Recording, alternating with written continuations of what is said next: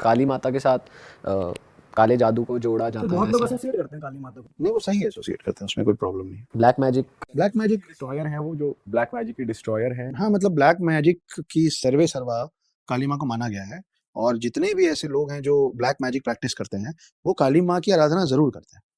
तो काली माँ का खुश होना ज़रूरी है अगर आपको ब्लैक मैजिक में कुछ बड़ा करना है तो। सर, ब्लैक मैजिक पे थोड़ा कुछ और आप बता सकते हो अगर। क्या नाम था उनका? कामना राजपूत। हाय कामना। मैं आपको एक असली इंसिडेंट बताता हूँ जो मेरे साथ हुआ है। मैं ये सब बिल्कुल नहीं मानता था, ब्लैक मैजिक और कोई नज़र लगा देगा और कोई मेरे पे ऐसे कुछ कर देगा। तो एक घटना हुई, ये मैं पहली बार बोल रहा हूँ किसी स्क्रीन के सामने। मेरा समय बिगड़ा, नेगेटिविटी आई, मेरा बच्चा किसी वजह से मुझसे दूर हो गया, ले जाया मुझसे, दूर कर दिया गया, डिप्रेशन हुआ, फिर मरते मरते बचा। और जब रिकवर कर रहा था तो एक दिन मैं कार से जा रहा था अपने एक रेस्टोरेंट से, इंदौर की बात है, अपने एक रेस्टोरेंट से निकल के अपने घर जा रहा था, बाईपास रोड है वहाँ। तो मैं गाड़ी चला रहा था और i20 गाड़ी थी मेरे पास। तो i20 का जो जो बटन वाला पैनल है बड़ा खूबसूरत है, उसमें लाइट वाइट ब्लू कलर की पूरी लाइट कॉर्नर्स पे जलती रहती थी। मैं गाड़ी चला रहा था शांति से, कुछ सोच रहा था। मेरे को अचानक से लगा कि हाथ में जो गियर है ना, उसके पास कुछ कुछ चमक के मूव हो रहा है। क्या आप है? चमक के मूव हो रहा है, गियर के पास। गियर के पास ऐसा लगा कि कुछ कुछ लाइट मूव हो रही है। तो आप सामने देखते रहते हैं तो आपको हल्की सी निगाह से दिखता है कि कुछ कुछ हुआ, है ना। जब मैंने उधर देखा ना, तो एक सांप को ड्राइविंग सीट से ड्राइविंग सीट की तरफ नीचे उतर रहा था। तो वो जो चमक रहा था ना, वो उस सांप के ऊपर का जो छाल, जो स्केल होता है, उसमें वो जो ऊपर के पैनल की लाइट पड़ रही थी ना, वो ऐसे ऐसे हो रही थी। अच्छा। तो मैं घबरा गया, तो मैं इतना डर गया कि मैंने सोचा अगर मैं ब्रेक दबाया और अगर सांप उस ब्रेक के नीचे हुआ तो काट देगा। सही बात है। और बाईपास रोड था तो खुला रोड था, तो मुझे डिसाइड करना था कि 60 पे चलाना है कि 160 पे। तो मेरी गाड़ी थोड़ी तेज थी, तो घबराहट में मैंने दोनों पाँव ऊपर किया और स्टेयरिंग छोड़ दिया। घबराहट, खड़ी ट्रक में मेरे को दिख रहा था कि गाड़ी गई गई गई गई और घुस गई। उस गाड़ी की फोटोग्राफ्स आप देख लेंगे ना, तो आप मानेंगे नहीं कि इसमें से कोई व्यक्ति जिंदा बचा है। बहुत चोटें आई सर लेकिन आप उस टाइम ये चूज कर सकते थे कि ब्रेक भाई। जब ऐसा समय आता है ना, और दिमाग लगा भी तो कि सांप है। नहीं, लेकिन सर ने ये आपने ये चूज किया ना कि आपके माइंड में था ना कि जाने जाने से कहीं नीचे ना हो बस ब्रेक के। मैं सांप को नहीं बचा रहा था, मेरे को ये था काट ना दे, लिपट ना जाए मेरे ऊपर। बाद में समझ में आया कि यार अच्छा ये क्षणिक होता है ना, मतलब आपने देखा, आप ऐसे हुए, आपको दिखा, गाड़ी गई, खत्म। बाद में मैंने सोचा हैंड ब्रेक क्यों नहीं खींचा, हाँ, मैं बाद में सोचा हैंड ब्रेक क्यों नहीं खींचा। पर जब वो जो बोलते हैं ना विनाशकारी विपरीत बुद्धि, जब आपका वक्त खराब चलता रहता है ना, तो वो बोलते हैं ना कि जब वक्त खराब चलता रहता है तो ऊंट पे बैठे आदमी को कुत्ता काट देता है। मेरे को सांप आया था काटने। तो गाड़ी घुस गई, सब हो गया। तो मैं ये सब बिल्कुल नहीं मानता था। तो मेरा सगा छोटा भाई और उसकी जो पत्नी है, उसकी पत्नी बहुत ज़्यादा मानती है सब चीज़। तो उन्होंने बोला कि भैया हम आपको कहीं ले जाके दिखाना चाहते हैं। मैं बोला ये सब नहीं करना है, कुछ नहीं हुआ मेरे को, समय है, सांप किसी की भी गाड़ी में आ सकता है। बोले भैया बहुत सारी चीज़ नहीं हो रही है, एक के पीछे एक के पीछे एक। तो मैंने देखो तुमको जहाँ जाना है, जो करना है कराओ, मैं मना नहीं कर रहा हूँ, मैं नहीं जाऊँगा। बैंगलोर के पास शिव मोगा या कुछ तो नाम है, मैं भूल रहा हूँ उस जगह का नाम, मैं पूछ के आप लोग को बताऊंगा। वहाँ पे मेरा भाई और उसकी पत्नी गए एक बाबा के पास, वो बाबा की मान्यता बहुत है। तो उनको बताया, वो कुछ लेते वेते नहीं है, वो बस और बड़ी जल्दी जल्दी बोलते हैं। अभी तक मैं मिला नहीं उनसे, वो बताए, मेरे मेरा परिवार बताया बात। तो वो बताया कि ऐसा ऐसा हो रहा है। तो बोले वो उसके ऊपर जो भी काला जादू हुआ है मैं उसको वापस नहीं कर सकता, लेकिन तुम लोग जल्दी जल्दी बोलो, जिसने किया उसके ऊपर उल्टा डाल सकता हूँ, वो लोग डाल दो। तो ये लोग बोले कि सगा भाई है, उसको बचाने की जो करना करिए। बोले अब लेकिन वो आपके परिवार के आसपास का ही आदमी है, तो उसका नुकसान हो जाएगा, वो जो जो किया वो सब हो जाएगा, कर दूं? तो बोले बाबा सगा भाई है, जो जो बोले कुछ कुछ किए, बोले कर दिया, जाओ घर। हम आ गए घर। मैं नाम नहीं लूंगा, मैं अपने बारे में आपको सब बताऊंगा, दूसरे का नाम लेके नहीं बोलूंगा। हमारे ही परिवार में हम सोच नहीं सकते थे, कभी जीवन में सोच नहीं सकते थे, एक महिला जिनके साथ ये सब हो गया आने वाले 3 महीने में, सेम। जो जो आपके साथ हुआ था। वो डिप्रेशन में गई, वो सुसाइड अटेम्प्ट की, उनका बहुत बुरा एक्सीडेंट हुआ और वो अपना बच्चा खो दिया। और उसी सीक्वेंस में हुआ जो मेरे साथ हुआ। तब मेरे को लगा कि भाई कुछ तो होता है, क्योंकि वो बाबा ना मेरे को जानते हैं ना उस महिला को जानते हैं।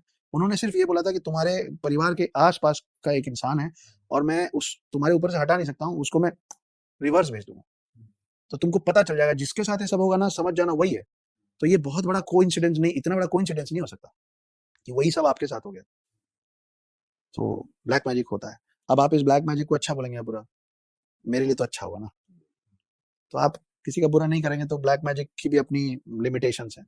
आप जितने अंदर से डार्क होंगे ना, वो उतना स्ट्रांगली आप पे काम करेगा। आप पाक साफ हैं, आप श्वेत हैं, आप किसी का बुरा नहीं चाहते हैं, आप आसपास के लोग खुश रखते हैं, तो उसकी ताकत कम हो जाएगी। पर अगर आप करा रहे हो तो इसी जन्म में ही उसका जो बैड इफेक्ट है वो आप पे भी तो होगा ना, जो करा रहा है उस पे भी तो होगा। तो बात तो हो गई ना कि त्रेता युग के बाद अब द्वापर तो आने नहीं वाला है, तो कलयुग में तुम करो जो करना है। तो भाई आप इतने मॉडर्न हो गए हैं, अब आपको मतलब फोन पे बात करने के लिए टेबल तक नहीं जाना पड़ता है ना, तार वाला फोन भी नहीं है, तो ऊपर भी मॉडर्नाइजेशन चल रहा है भाई। सर लास्ट पॉडकास्ट में जब हमने इनक्रेडिबल इंडिया की कुछ ऐसी चमत्कारी जगहों की बात करी थी, लोगों को बड़ा मजा आया था।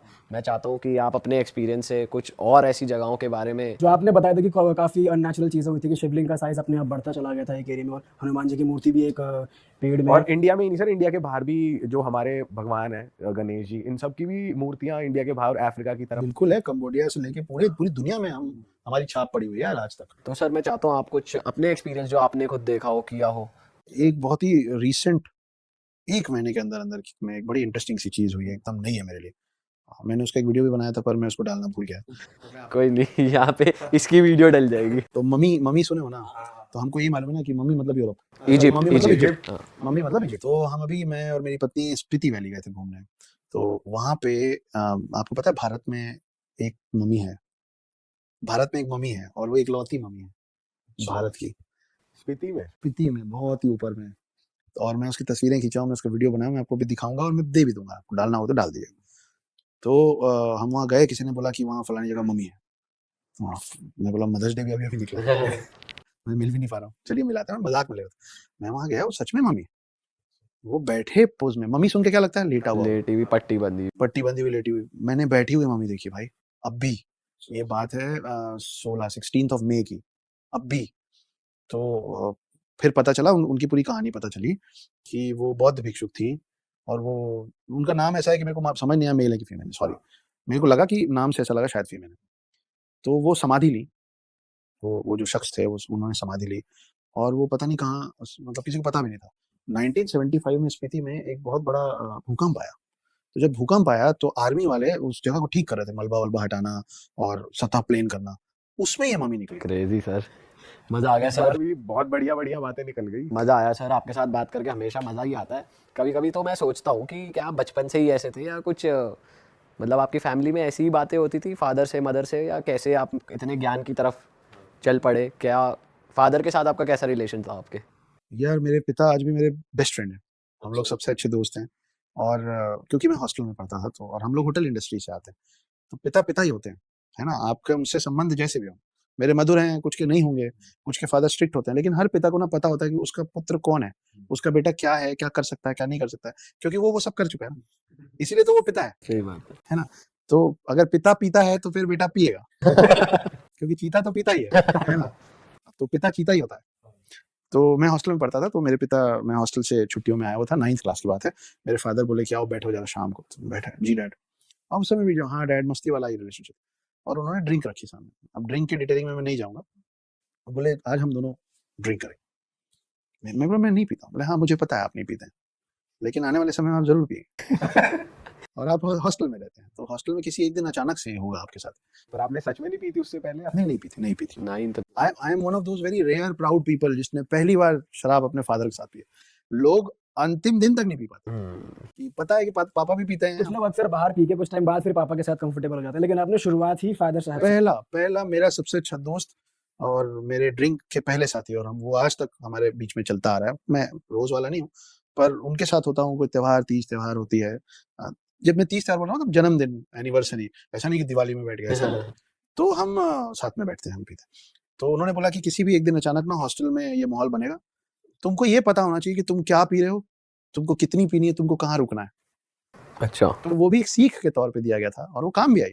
मैं अपने दोस्तों के बीच में कभी भी गिर गया, या बकवास कर रहे हैं, या गाड़ी तेज चलाए और नाली में लैंड हो गए, ऐसा कुछ नहीं किया कभी, हाथ पैर तोड़वा लिए, काफी लकी रहे सर आप। इस मामले में रहा हूँ। लेकिन मेरे पिता ऐसे समय में बड़े संजीदा किस्म के भी रहे हैं, जब उनको समझाना होता था। तो उन्होंने 2-3 चीजें ना जीवन में ऐसी चीज बता दी जो हमेशा काम भी आती है और सोचने में वो करती है। उन्होंने बोला था कि बेटा, जंगल का पेड़ और गार्डन का पेड़, सेम स्पीशी, सेम प्रजाति के पेड़ में पता है फर्क क्या होता है, क्या है। तो उन्होंने बोला कि वही पेड़ आप जंगल में बीज छुड़ाओ या पौधा लगाओ और उसको गार्डन में लगाओ। जब वो पूरे बड़े हो जाएंगे ना, तो आप गार्डन के पेड़ को लात मारोगे ना, तो वो ऊपर के डंगाल तक, आखिरी पत्ती तक वो हिलेगा, उसकी कंपन वहां तक जाएगी। उसी साइज के, उसी समय लगे हुए जंगल के पेड़ को जब आप लात मारोगे ना, तो वो ऊपर जाएगा नहीं। समझ रहे हो क्या हो रहा है? मैं बोला नहीं समझ। बोले गार्डन में जब हम पेड़ लगाते हैं ना तो हम उसको खाद पानी सब देते रहते हैं, उसको ना जड़ों को बढ़ने की जरूरत ही नहीं पड़ती, उसको सब मिल जाता है बैठे-बैठे।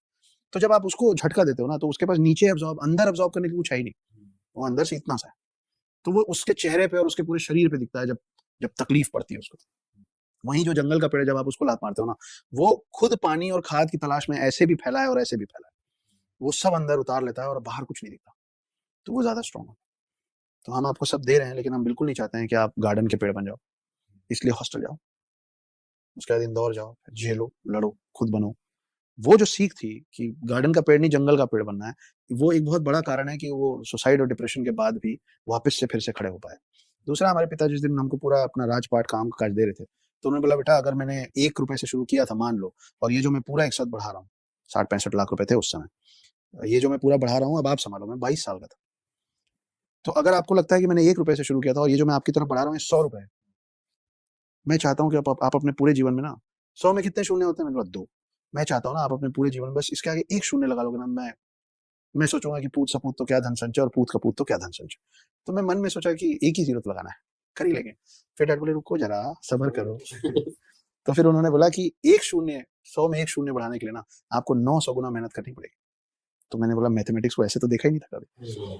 तो आपको एक अपने पिता के 100 को 1000 बनाने के लिए पिता अगर 100 किया था तो आपको 900 जोड़ना पड़ता है तभी 1 शून्य बढ़ता है। उसके बावजूद भी देखने वाले क्या बोलते हैं मालूम? पिता तो पिता था 2 शून्य बढ़ाया है। इससे तो एक ही ना हो पा रहा। करेक्ट है ना? तो ये बहुत बड़ी चीज़ थी सीखने के लिए।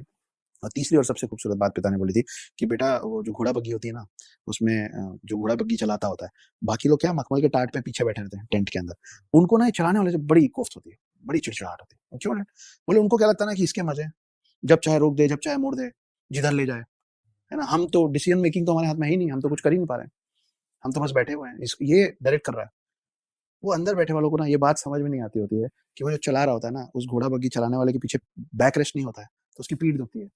धूप में पसीना बहता होता है, ठंड में ठंड लगती होती है, बारिश में भीगता होता है और पूरे हाथ छिल गए होते हैं लगाम पकड़े हुए। 4-4 घोड़े भाई, ठीक है? तो और अगर उसकी आँख लग गई और वो पहाड़ी रास्ते में मोड़ने में कुछ सेकंड्स लेट हो गया और एक चक्का उधर उतरा ना, तो पूरा रथ गया अंदर। तो मैं बोला बहुत अच्छी बात है, क्यों बता रहे मेरे को? बोले इसलिए बता रहा हूँ बेटा क्योंकि मैं जा रहा हूँ पीछे बैठने।